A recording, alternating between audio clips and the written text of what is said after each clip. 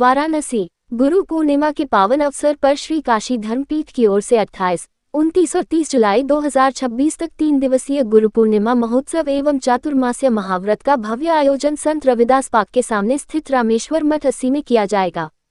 इस आध्यात्मिक आयोजन में काशी धर्मपीठाधीश्वर जगत गुरु शंकराचार्य स्वामी नारायणानंद तीरथ जी महाराज के सानिध्य में श्रद्धालु गुरु वंदना, सत्संग, प्रवचन और महाप्रसाद का लाभ प्राप्त करेंगे।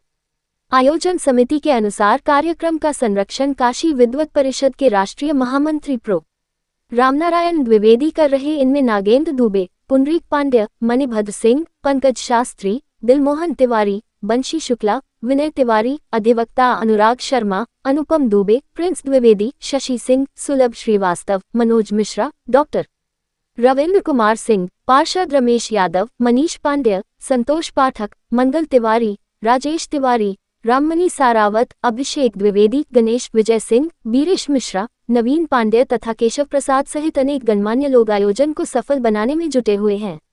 वाराणसी से प्रभात श्रीवास्तव की रिपोर्ट।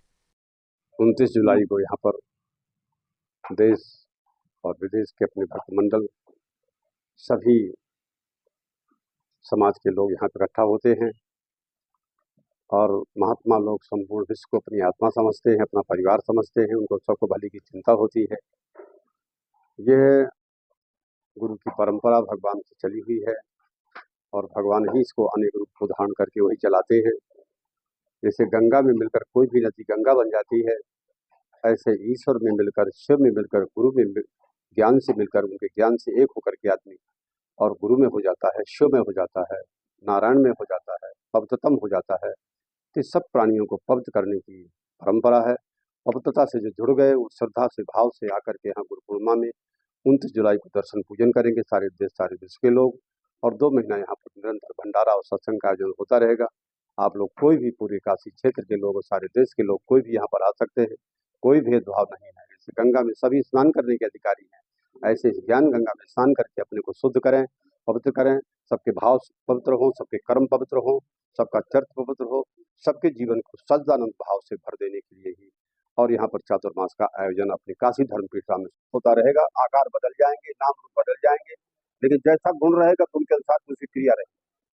इसे धीरे धीरे तमोगुण से रजगुण मिलाओ, रजगुण से सतगुण मिलाओ और सतगुण से धीरे धीरे तीनों गुणों से आदमी ऊपर कैसे आत्मा उठी हुई है, तीनों गुणों से आत्मा कैसे उठी है, तीनों गुणों से मुड़ जाए, तीनों गुणों से व्यवहार करते असंग बने रहे, असंगता जीवन में सिद्ध हो जाए तो राग द्वेष से आदमी मुक्त हो जाएगा और सब भेदभाव से आदमी मुक्त हो जाएगा। सबसे स्वर्ग नरक से आदमी उठ जाएगा। सहज में सत्कर्म करता रहेगा, सहज में सद्भाव करता रहेगा, सहज में सद्विचार करता रहेगा, लेकिन इनमें किसी भी कर्म क्रिया का उसे अभिमान नहीं होगा। तो जहाँ अभिमान को छोड़ करके कर्म होता है, व्यवहार होता है, वहाँ कर्म करते हुए आदमी कर्म बंधन से मुक्त होता है।